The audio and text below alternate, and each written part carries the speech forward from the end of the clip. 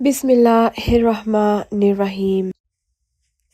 Pure and sweet water springing from fingers on several occasions.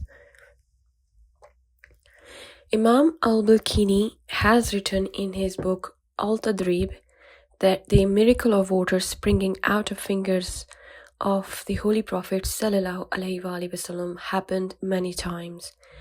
These miracles have been narrated by many narrators who have been seeing these miracles in different places and events. This kind of miracles did not happen to any other prophet except our Holy Prophet.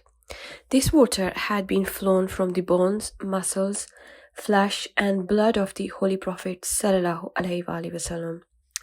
Ibn Abd al-Barr quoted from Al-Muzni, who said, "Water springing from the blessed fingers of the Holy Prophet ﷺ is more eloquent than the miracle in which water was sprung from a stone, on which Kalimullah hit his stick.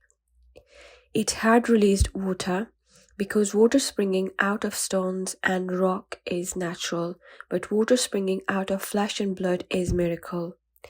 Qatada and others narrated from Anas, who said, "The Holy Prophet ﷺ was at the place of Al-Zurura.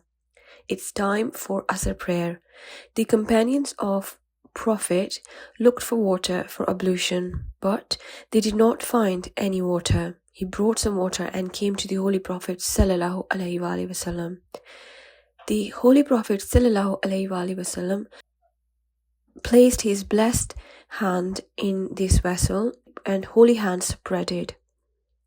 He ﷺ ordered the companions to perform ablution. I saw the water was springing out of the blessed fingers of the Holy Prophet ﷺ. All the companions performed ablution." Qatada said, "I asked Anas, what was your number at that time?" He said, "We were more than 300. Muslim 2279.